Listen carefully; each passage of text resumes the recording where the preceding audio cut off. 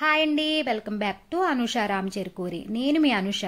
ఈరోజు నేను చూపించిపోయే రెసిపీ శ్రావణ మాసం స్పెషల్గా ఆవపెట్టిన పులిహార చేసి చూపిస్తానండి. చాలా టేస్టీగా ఉంటుంది, చాలా సింపుల్గా తయారు చేసుకోవచ్చు. సో లేట్ చేయకుండా ఎలా తయారు చేయాలో చూసేద్దాం రండి. నేను ఇక్కడ 2 నిమ్మకాయల సైజ్ అంత చింతపండుని తీసుకున్నానండి. ఇందులో గోరువెచ్చని నీళ్లు వేసి నానబెట్టుకోవాలి. చూడండి, ఇలా బాగా నానింది కదా. ఇది బాగా కలుపుకుని రసం తీసుకోవాలి. మరీ పల్చగా తీసుకోకూడదండి, కొంచెం చిక్కగానే ఉండాలి. చిక్కగా ఉంటే త్వరగా ఉడుకుతుంది. ఇప్పుడు ఈ చింతపండు రసంని పక్కన పెట్టుకోండి. ఇప్పుడు ఆవ పెట్టుకోవాలి కదండి. ఒక మిక్సీ జార్ తీసుకుని 1 టేబుల్ స్పూన్ ఆవాలు, 2 ఎండుమిర్చి వేసి ఇలా పౌడర్లా చేసుకోవాలండి. ఇప్పుడు దీన్ని పక్కన పెట్టుకోండి.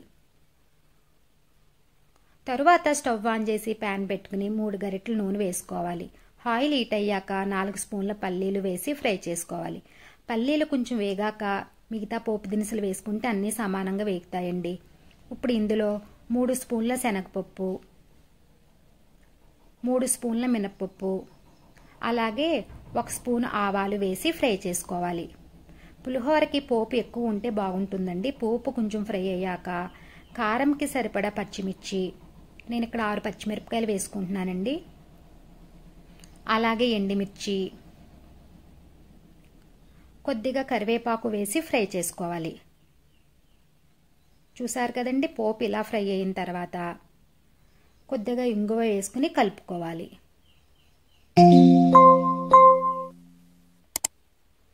ఇప్పుడు ఇందులో చింతపండు రసం వేసుకోవాలి.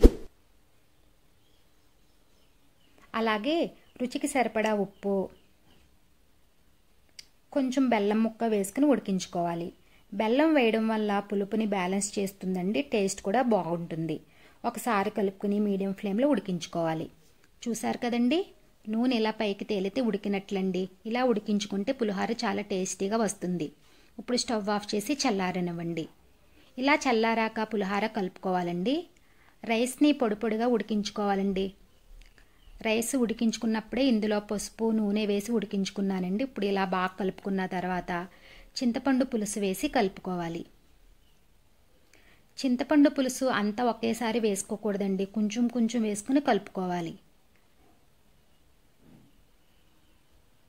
కావాలి అంటే మళ్ళీ కొంచెం కొంచెం వేసుకుని కలుపుకోవాలండి. ఇలా బాగా కలుపుకున్న తర్వాత ఆవ పెట్టుకోవాలి.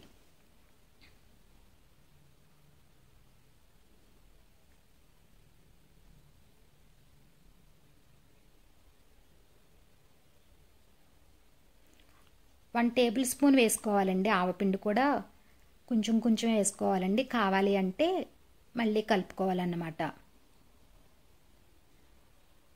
ఇలా వేసి కలుపుకోవాలండి. చూసారు కదండి, ఎంతో టేస్టీగా ఉండి ఆవపెట్టిన పులిహోర రెడీ అండి. ఈ శ్రావణ మాసంలో అమ్మవారికి చక్కగా నివేదించండి. ఈ రెసిపీని మీరు కూడా తప్పకుండా ట్రై చేయండి. ఈ వీడియో కనుక మీకు నచ్చినట్లయితే లైక్ చేయండి. అలానే మీ ఫ్రెండ్స్కి, రిలేటివ్స్కి షేర్ చేయండి. అలానే కామెంట్ చేయండి.